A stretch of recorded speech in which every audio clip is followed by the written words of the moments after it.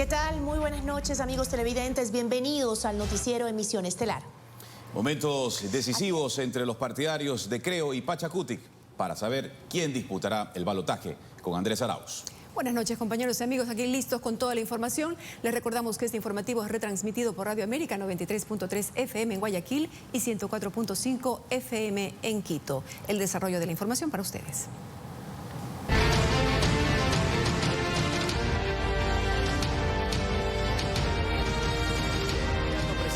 Por Pachacutic, Yacu Pérez denunció un presunto fraude en su contra. Aseguró que se estaría fraguando un plan para impedir que llegue a la segunda vuelta. El porcentaje que alcanzó en las votaciones fue una de las sorpresas de la jornada electoral.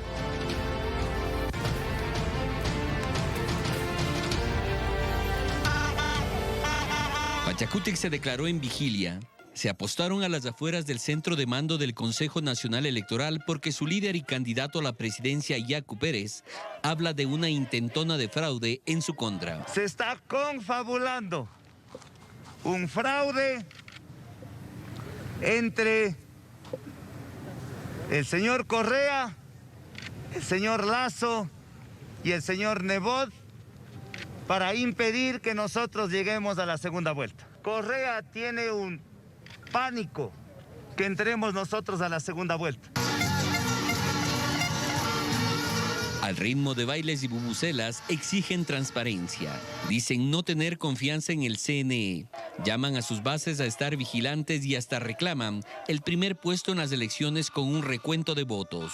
Abramos las urnas en Manabí, Guayas, Pichincha. Conteo voto a voto. Conteo voto a voto. Representantes de las organizaciones indígenas amenazan con protestas y movilizaciones si los resultados no les favorecen. Están llegando ya aquí a la ciudad de Quito nuestros compañeros dirigentes. Esperamos que cambie esa actitud del Consejo Nacional Electoral el día de hoy. Si no lo cambian, todos salimos a la calle y será más que en el mes de octubre. Hemos estar aquí 100.000 compañeros, porque no es justo que hagan lo que acaba de indicar el compañero Yacu Pérez. Al pueblo no se roba. Con este ambiente, la seguridad en el lugar se redobló, mientras la presidenta del CNE, Diana Tamaín, restó importancia a estas amenazas. Que eso me recuerda cuando yo fui candidata para el diputado y asambleísta. Tengan la certeza, más allá de las amenazas o no que pueda haber, el Consejo Nacional Electoral ha dado muestras de transparencia. Mientras tanto, la jefa de misión de observación electoral de la OEA en Ecuador hizo un llamado para que se espere con paciencia los resultados finales. A los actores políticos, a que se conduzcan con responsabilidad, y al Consejo Nacional Electoral para que brinde garantías de transparencia, certeza y seguridad jurídica a todos los involucrados en el proceso. Ofreció que la misión de observación internacional permanecerá en Ecuador hasta que concluya el 100% del escrutinio. Gustavo Merino, TC Televisión. El candidato presidencial Guillermo Lasso se mostró cauto y retira el apoyo inicial para una segunda vuelta a su colega Yacu Pérez y le pide que no se ponga nervioso hasta que se oficialicen los resultados de parte del Consejo Nacional Electoral. Guillermo Lasso pide calma y tranquilidad, sobre todo a Yacu Pérez, en esta situación. Y yo invito al candidato Pérez que mantenga la calma, que mantenga la tranquilidad, que no se ponga tan nervioso y que esperemos que el Consejo Nacional Electoral termine de contabilizar aquel 13,5% de actas que está pendiente de contabilizar. El líder de Creo se refiere a las actas que registran novedades, las mismas que agruparían a más de 1.600.000 votantes. Si han votado 1.800.000 ecuatorianos más, pues hay que contabilizar sus votos y debería de ser del interés de todos los candidatos. Sobre la propuesta de Yacu Pérez de que se recuente el 100% de las actas de Guayas, Pichincha y Manabí. Pero en una actitud cordial. Quiero decir que no nos opondríamos en lo absoluto si la autoridad electoral decide el reconteo del 100% de los votos. No tenemos ninguna inquietud, cualquiera de los dos caminos. Lasso ve las cosas con tranquilidad. Todavía no están los escrutinios oficiales, Por lo tanto, no está decidido quién pasa a la segunda vuelta. Eso está por verse una vez como lo que he dicho, que se contabilice el 100% de las actas. Yo quiero ser muy cuidadoso porque no podemos decir en este momento que ya estamos en segunda vuelta ni podemos decir que no estamos en segunda vuelta. Eso depende. La respuesta de Pérez ante la posibilidad de apoyarlo de llegar a la segunda vuelta lo sorprendió. No soy dado a quisquilloserías, pero la respuesta fue tan descortés del candidato Pérez, pues que obviamente no voy a insistir en lo que declaré la semana pasada. Él sabrá por qué contestó con semejante desatino. Por lo tanto, pues, obviamente, si le molesta un apoyo mío, pues no lo puedo ratificar. Mauricio Ceballos, TC Televisión.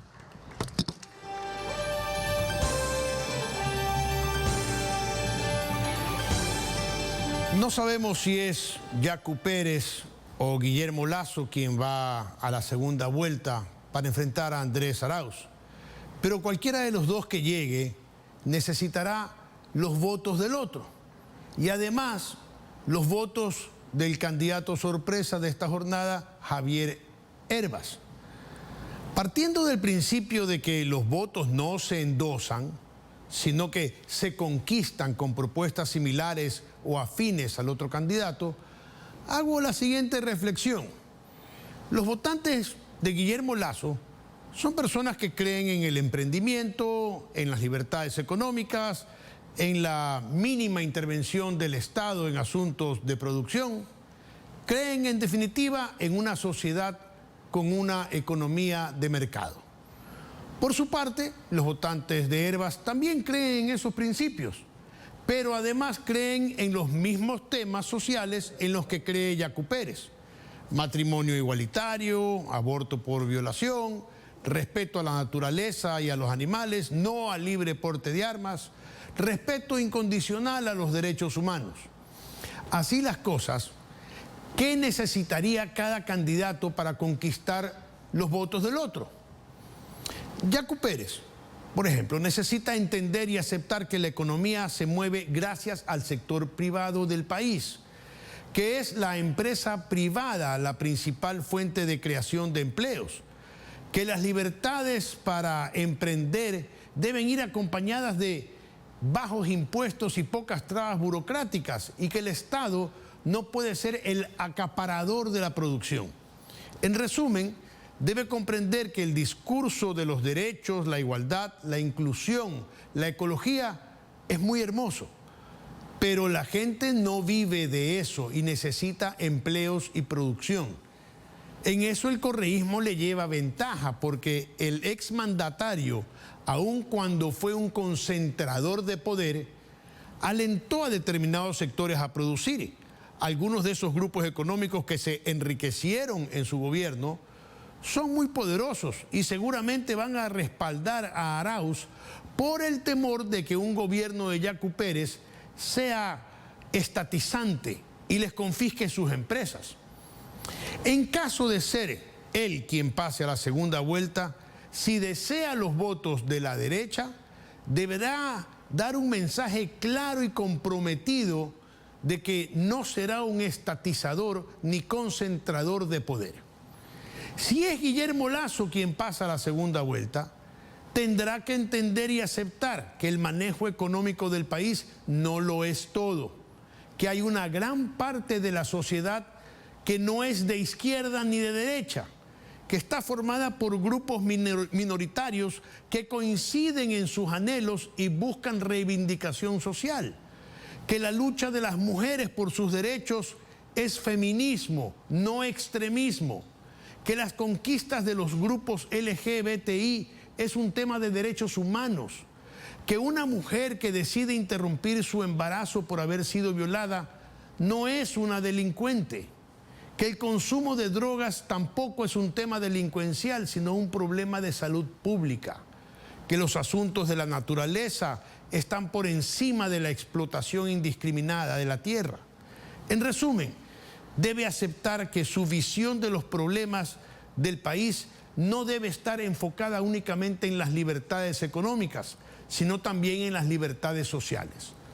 Ambos candidatos, si quieren derrotar al correísmo, deben sintonizarse con los otros electorados y comprometerse a ampliar su agenda y aceptar a apoyar propuestas de las tres candidaturas mencionadas. Creo que tanto Pérez como Lasso son personas íntegras e inteligentes y sabrán hacer lo que más le convenga al país. Entre tanto, el candidato presidencial del correísmo, Andrés Arauz, mantuvo entrevistas con medios de comunicación internacionales donde expresó sus reacciones a los resultados electorales. Arauz alcanzó el 32% de los votos, por lo que estará en el balotaje del 11 de abril. Ayer recibió los resultados en Quito junto a su compañero de fórmula, Carlos Rabascal, y simpatizantes de la alianza denominada Unión por la Esperanza. Bien, y se mantiene el muy estrecho margen de diferencia entre Yacu Pérez y Guillermo Lasso para definir quién de los dos irá a la segunda vuelta electoral. Revisemos las cifras actualizadas según los últimos reportes del Consejo Nacional Electoral. Gisela, tú tienes los detalles. En la página web del Consejo Nacional Electoral. Conozcamos los porcentajes que a esta hora se desprenden de la información oficial.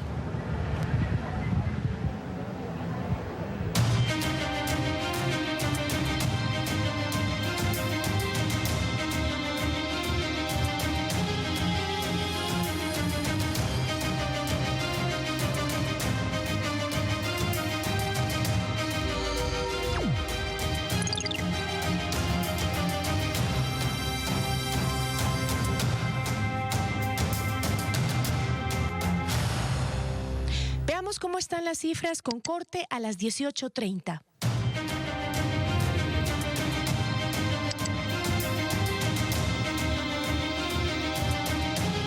Andrés Arauz registra 32.13%. Yacu Pérez obtiene de momento 19.93%. Mientras que Guillermo Lasso tiene 19.57%. En cuarto lugar se encuentra Javier Hervas.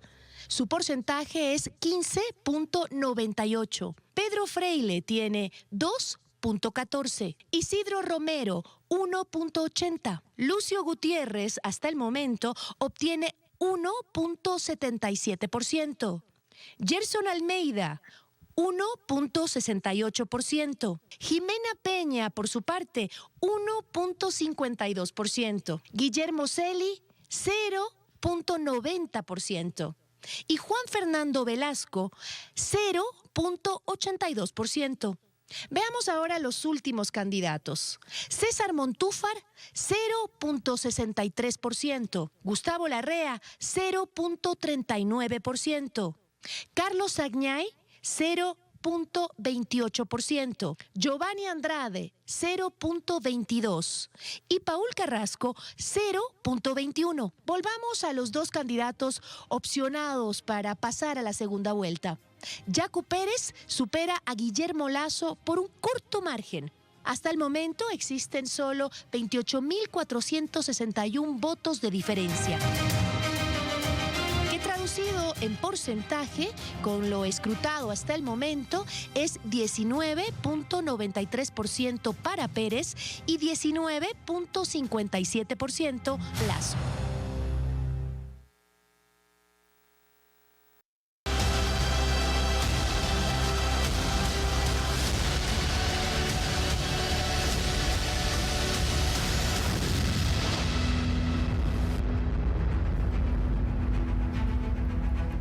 Noticias en la tercera emisión del noticiero. Tras alcanzar el cuarto puesto en las votaciones, el candidato presidencial Javier Hervas dijo que no respaldará a otro postulante en la segunda vuelta electoral. Detalles. Mira, lo que te acabé de decir es que por concepto, esa izquierda extrema corrupta de ninguna manera. Lo que te puedo decir con humildad es que si nosotros entrábamos de segunda vuelta, nosotros sí le ganábamos. Pero lo que también te puedo decir es que ninguno de esos dos candidatos, yo me siento representado, han sido la misma manera de hacer política de toda la vida, ¿no? Atacar, confrontar. Yo vivo en Quito, me encanta Quito, pero de ninguna manera estoy buscando ser alcalde de Quito. Y te digo esto porque yo no busco un cargo público.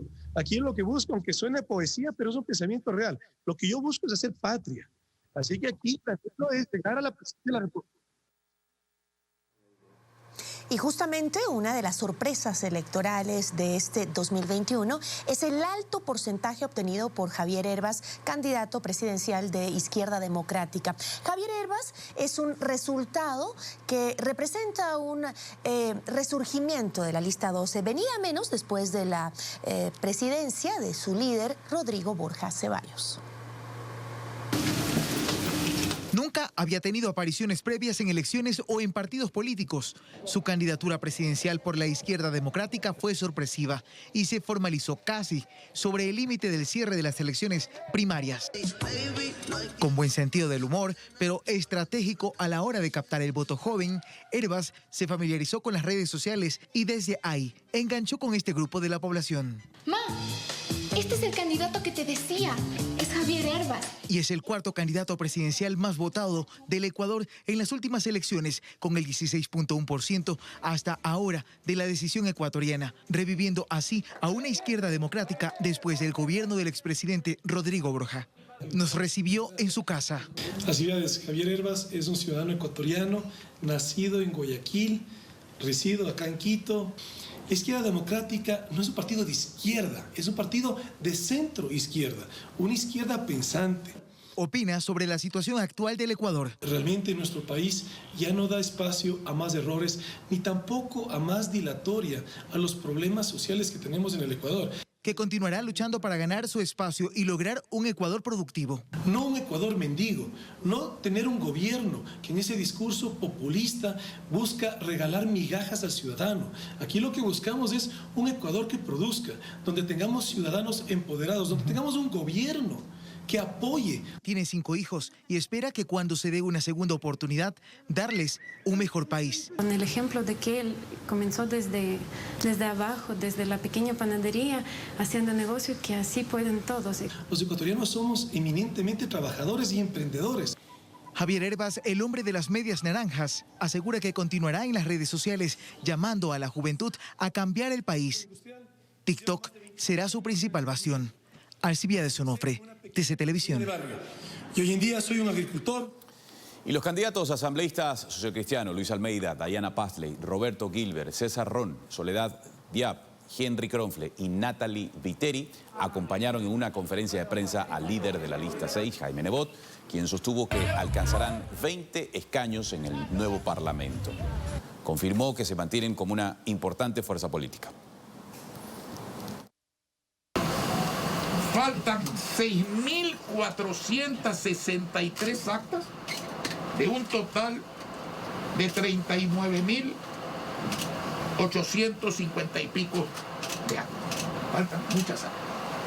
En síntesis, el señor Guillermo Lasso mantiene claras expectativas de ser él quien vaya a disputar la segunda vuelta electoral.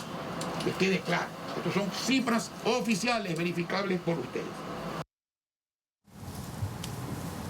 Las más de 5.500 actas con inconsistencias definirán al candidato que irá a la segunda vuelta junto a Andrés Arauz. Son más de 1.300.000 votos que aún se tienen que contabilizar. Diana Atamaín confirma que en las más de 5.500 actas con inconsistencias que deberán ser revisadas hay aproximadamente 1.300.000 votos, que podrían definir qué candidato va a la segunda vuelta. Hasta que eso no se resuelva no podemos hablar de un segundo candidato entonces en la parte final. Absolutamente no. Esas actas con novedades están distribuidas así. En Guayas el 32%, en Pichincha el 14%, en Manabí el 9%, en Los Ríos el 7%, en Azuay el 4%. En Santo Domingo el 3% y el 31% restante en otras provincias. Actas que posiblemente no tienen las firmas de los miembros de las juntas receptoras del voto. Por ejemplo, Puede haber el caso que haya inconsistencias numéricas, que las sumas no resultan tal como se debe realizar en el conteo de votos. Puede haber otro tipo de novedades que siguen un proceso y un protocolo que en el caso de ser necesario, una vez que la Junta Provincial Electoral determine, se puede dar la posibilidad, la apertura de las urnas. La ley establece un plazo de 10 días para que el CNE entregue los resultados finales. Al existir un margen muy corto de diferencia entre Yacu Pérez y Guillermo Lasso, los candidatos podrían apelar e impugnar los resultados. Le consultamos al consejero José Cabrera cuánto esto podría dilatar la presentación de esos datos. ¿Podríamos hablar de días, de semanas? Y yo creo que todavía sería unas semanas. ¿Podría existir un pedido de conteo voto a voto? Diana Atamaín responde. Es decir, en este momento un voto puede determinar cuál es el candidato que va a la segunda vuelta, presidente. Definitivamente, si ustedes miran el proceso electoral en otras dignidades, se ha dado que algunos alcaldes han ganado con un voto, alcaldes que han ganado con 20 votos. Mientras en el CNE cuentan con cautela los votos, los dos candidatos se autoproclaman finalistas. Quieren estar en ese punto del proceso. ¿A quién beneficiarían las actas con inconsistencias? Esa es la respuesta que el país espera. Cristian Hidalgo, TC Televisión.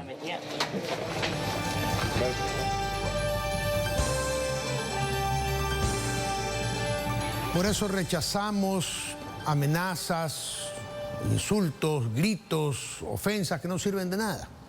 La organización de las elecciones estuvo muy bien. Se cumplió con todas las normas de seguridad y además se garantizó el sufragio de la gran mayoría de ecuatorianos. El conteo de votos también ha funcionado sin problemas, creo que es la primera vez. Y la transmisión de datos por parte de CNT funcionó a la perfección.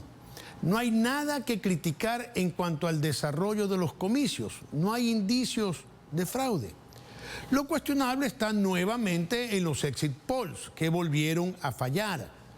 Durante 4 horas creímos que la segunda vuelta sería entre Andrés Arauz y Guillermo Lasso.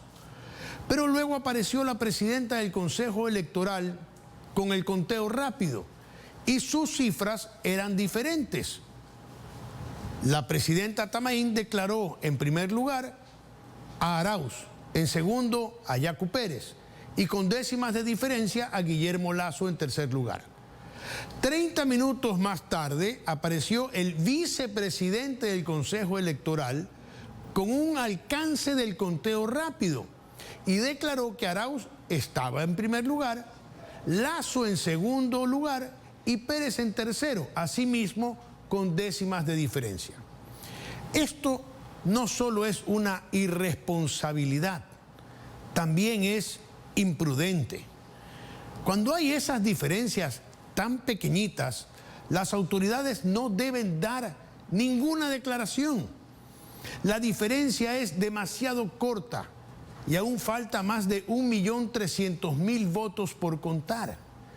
Estos apresuramientos lo único que causan es incertidumbre y sospechas de fraude, aun cuando el proceso ha sido sumamente limpio. Lo correcto hubiera sido que las autoridades del CNE digan que debido al estrecho margen no pueden establecer quién es el otro candidato que pasa a la segunda vuelta hasta que no se terminen de contar todos los votos. Pero a veces el sentido común es el menos común de los sentidos. Seguimos con Gisela. Así es. Gracias, Rafael. Escrutados hasta el momento los votos para asambleístas, la próxima legislatura estará integrada mayoritariamente por 3 fuerzas políticas: Unión por la Esperanza, el movimiento Pachacutic y la resucitada Izquierda Democrática.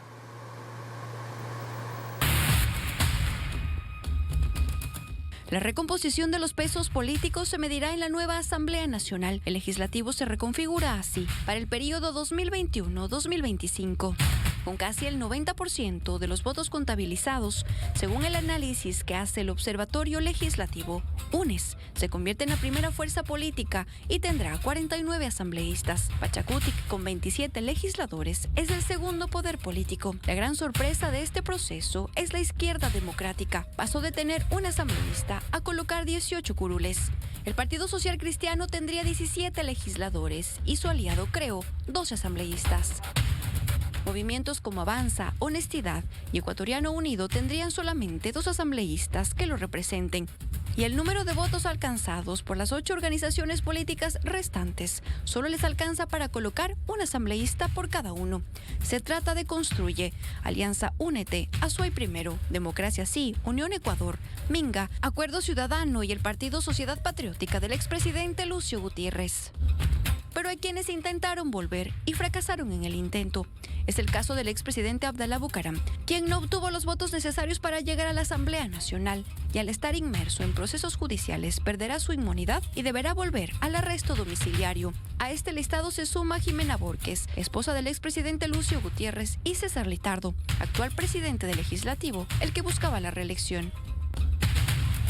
Se trata de una nueva asamblea que llega a ocupar el lugar de otra, cuya aceptación y credibilidad tenían los porcentajes más bajos de la historia.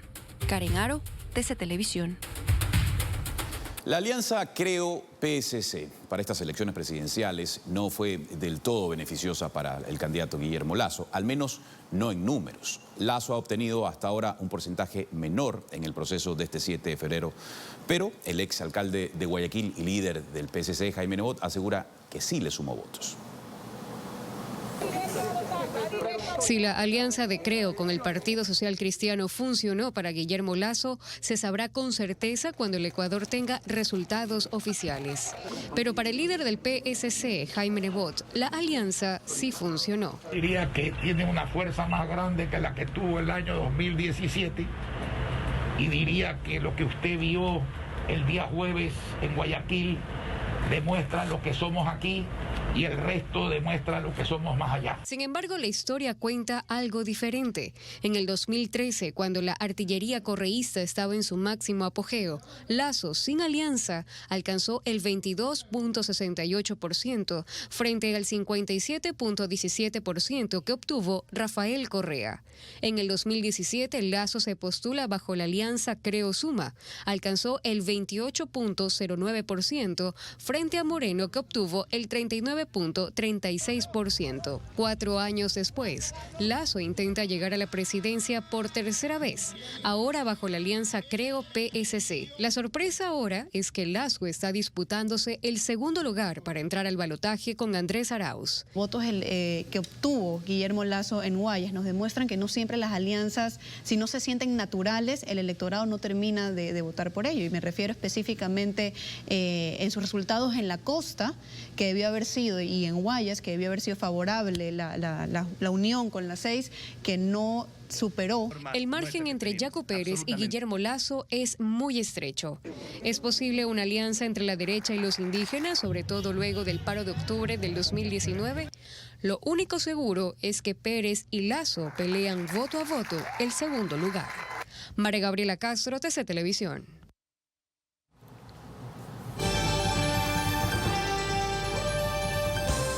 Quisiera hacer una breve retrospectiva de las elecciones de hace 4 años y observar lo ocurrido en ese entonces y lo ocurrido en esta elección. Como veíamos en el reportaje, en el 2017, el entonces candidato del correísmo fue Lenín Moreno y en la primera vuelta alcanzó el 39.36% y Guillermo Lasso obtuvo el 28.09%. En esa elección también participó el Partido Social Cristiano con Cynthia Viteri, quien obtuvo el 16.32%. En esta elección, 2021, el correísmo con Arauz obtendría alrededor del 32.15% o 16%, y Lasso con el PSC apoyándolo llega al 19.60%. ¿Qué significa?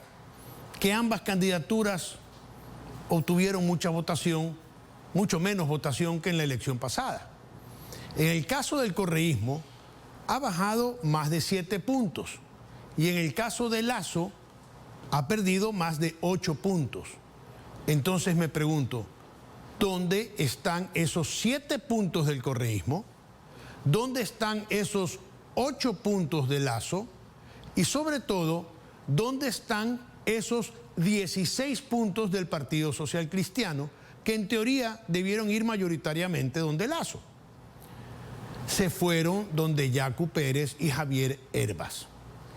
El país buscó una izquierda más comprometida y una derecha más hacia el centro que entienda que las libertades no pueden ser solo económicas.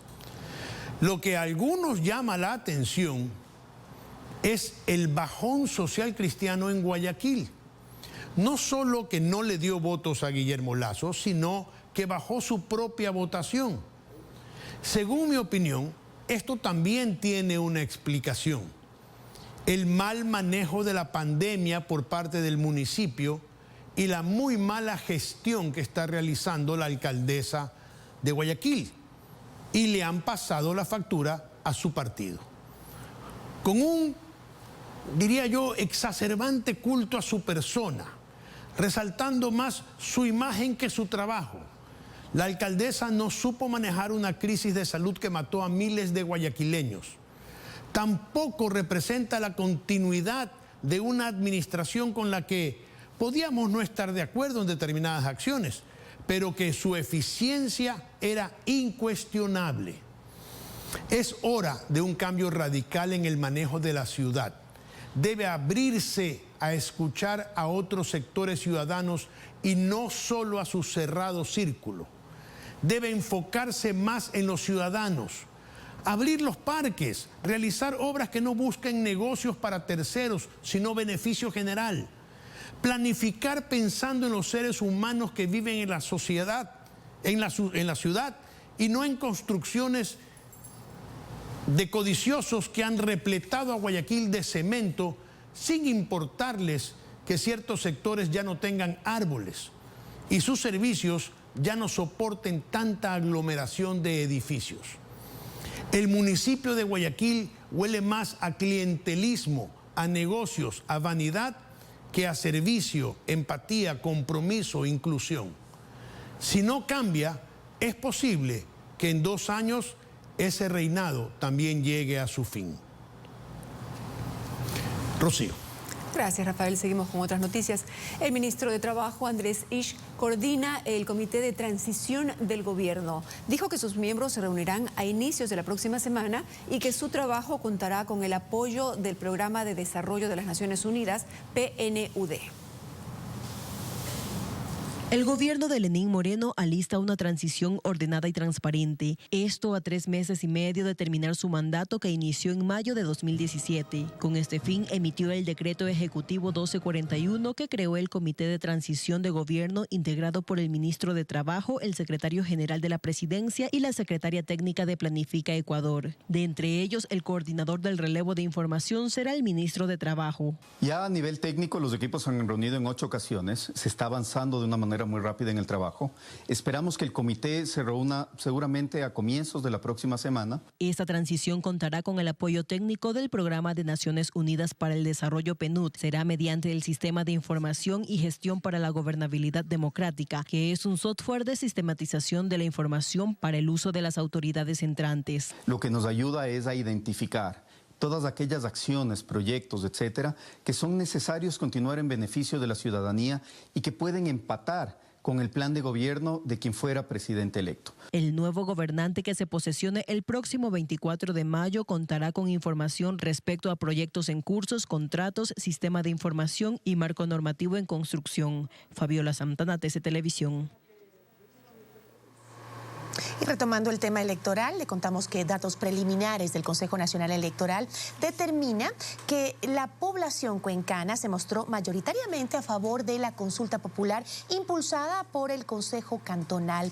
Las preguntas habrían alcanzado el 80% para que no se permitan las actividades mineras a mediana o gran escala en los ríos Tarqui, Yanuncay, Tomebamba, Machángara y Norcay.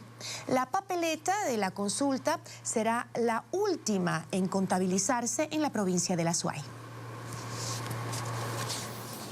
La Corte Constitucional admitió tan solo 2 de las 18 acciones extraordinarias de protección presentadas en contra de la sentencia de la Corte Nacional de Justicia en el caso Sobornos. Las causas que se acogerán con este recurso son las de Bolívar Sánchez y Rafael Córdoba, empresarios vinculados a este caso de corrupción. Los demás recursos, en los que se incluye el de Rafael Correa y su círculo cercano, una vez agotadas las instancias nacionales, se acudirá a la Comisión Interamericana de Derechos Humanos.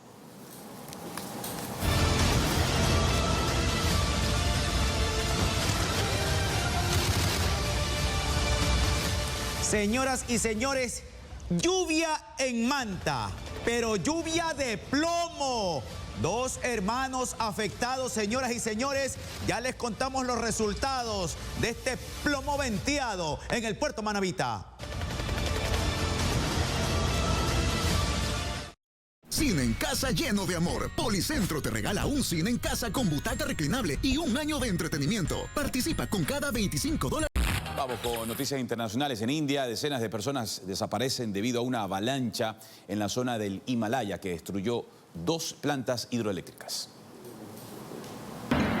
Conmoción en el norte de India. Un enorme fragmento de un glaciar del Himalaya cayó en un río, provocando un fuerte torrente que sumergió 2 centrales eléctricas y arrasó carreteras y puentes. Alrededor de 200 personas se encontraban desaparecidas. Este desafortunado incidente ocurrió alrededor de las 11 de la mañana, cuando una avalancha golpeó y destruyó la planta de energía de Rishi Ganga. Casi todos los trabajadores que estaban trabajando allí están desaparecidos. También hay otra central eléctrica en Tapovan que se ha visto afectada, donde había alrededor de 150 trabajadores. Las autoridades tuvieron que vaciar las represas para detener la inundación, cuyas aguas llegaron al Ganges, por lo cual prohibieron a la población acercarse a las orillas del río sagrado. Centenares de rescatistas apoyados con helicópteros y aviones han sido movilizados a la zona del desastre. El primer ministro indio Narendra Modi señaló que estaba supervisando las operaciones.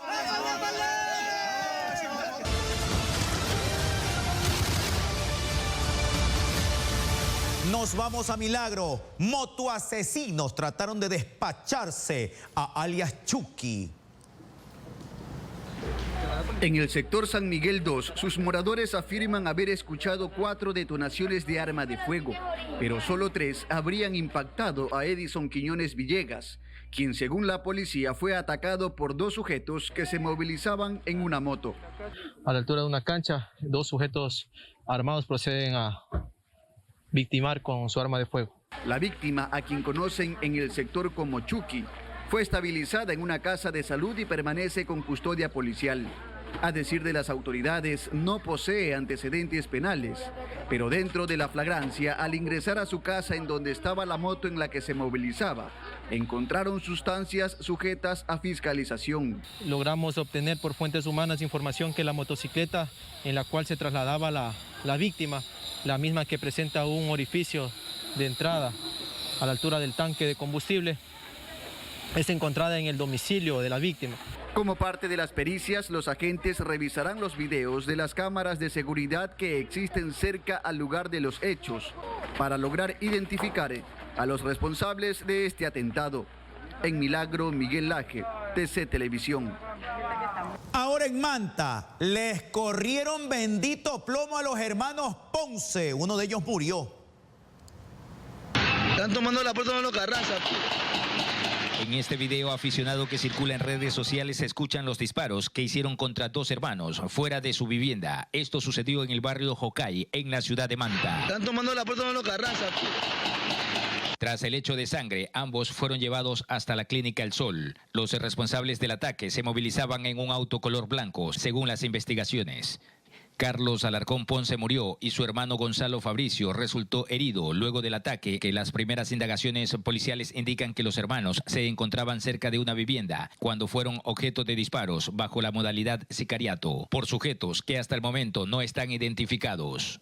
Ambos hermanos registran antecedentes penales. Carlos Alfredo fue acusado en el 2012 de ser parte de una organización delictiva que asaltó a un almacén de electrodomésticos en Manta, mientras que su hermano intentó a mano armada rescatarlo, el mismo que hasta el momento se encuentra en una casa de salud con resguardo policial. Desde la provincia de Manabí informó Marcelo Ruiz, TC Televisión.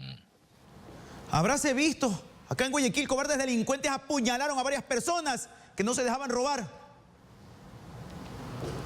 Las víctimas estaban caminando para sus casas. En forma sorpresiva, 5 sujetos con armas blancas los amenazaron para que les entreguen sus pertenencias. Los 3 jóvenes no se dejaron y los zampones lo atacaron con cuchillos. Uno de los agredidos presenta un arma, una herida en la altura del tórax, a la altura del tórax. El otro ciudadano presenta una herida en el brazo que presumiblemente pues había alterado o había afectado una de las arterias, y el tercer ciudadano pues tenía una leve herida a la altura de la mano derecha. Por la gravedad de las heridas, los jóvenes fueron llevados hasta el Hospital Bicentenario, donde permanecen. Actualmente la policía busca a las personas implicadas en esta violenta agresión. Ellos indican que habían sido agredidos por sujetos que intentaban robarles sus pertenencias, y al intentar ellos poner resistencia fueron agredidos por armas cortopunzantes. ¿Se sabe quiénes serían los responsables? ¿En qué se movilizaban? Al momento estamos verificando las cámaras de videovigilancia en el lugar para, conforme los procedimientos que maneja CIPROVAG, en las próximas horas tener resultados y poner a órdenes de Fiscalía para que Fiscalía disponga lo pertinente. La zona por la noche es muy insegura, así lo confirma la gente que habita por el sector de Machela y Gómez Rendón en el sur de Guayaquil. Presumiblemente hay algunas hipótesis, una de ellas es que pueden ser vagabundos, hacheros que pululan a esa hora por el sector, y lógicamente pues la versión de ellos y las denuncias que ellos presenten van a ayudarnos bastante para determinar efectivamente una de las hipótesis que nosotros como policía manejamos. La Policía Nacional dispuso un control más riguroso para evitar asaltos por el sector. Jorge García, TC Televisión. Señores y señores, zumbaron las balas en una trifulca entre 2 familias en el sur de Quito. Una serie de disparos alarmó a moradores del barrio Chilibulo en el sur de Quito. Era una pelea. Se encontraron 7 indicios balísticos, los cuales van a ser analizados por el Departamento de Criminalística. Aparentemente es una pelea entre familias. 4 personas terminaron con golpes en la cabeza. En medio de la riña, un hombre habría sacado un arma de fuego y disparó. En un vehículo que se encuentra aquí cerca, se han encontrado 4 ciudadanos. Llegaron en otro vehículo y les agredieron. Realizaron disparos, no en contra de la humanidad de estas personas, pero sí hay los indicios balísticos. No hubo detenidos ni heridos. Sin embargo, la policía investiga las causas de esta pelea entre las 2 familias para que no se repitan episodios de violencia como el que ocurrió la mañana de este lunes. Alberto Luna, TC Televisión. Ustedes cataloguen, señores y señores, si es una nota sanitaria o delictiva. En libertad, sí, en libertad quedaron los capturados con 1 tonelada de droga. Fíjense ustedes, durante la audiencia de formulación de cargos, el juez benevolente les otorgó medidas alternativas porque estaban contagiados con COVID. Entonces, como tenían el coronavirus, los mandaron a su casa. La policía obviamente expresó su malestar. Ahí está. ¡Uy, Dios mío! Sí, parecen las pirámides, Señor bendito. Ahí en el doble fondo de ese contenedor, ¿no? Uy, Señor, por Dios. Pero están en su casa y están viendo esta nota. Y están cuajándose de la risa, pues, ¿no? Estornudando y también babeando seguramente por el COVID. Ahí está el doble fondo. Qué linda vida, Dios mío, lindo. Bueno, varias personas habrían quedado atrapadas tras un colapso estructural en el sur de La Bota, en Quito. 40 efectivos del cuerpo de bomberos realizaron labores de búsqueda con ayuda de canes especializados. Una persona habría fallecido, otras 5 estarían entre los escombros. En nuestras próximas emisiones ampliaremos esta información. Bien, queridos amigos, así concluimos, como siempre, muy agradecidos por su amable atención. Gracias a todos por acompañarnos en este recorrido informativo. Buenas noches, descansen, nos vemos mañana con más información.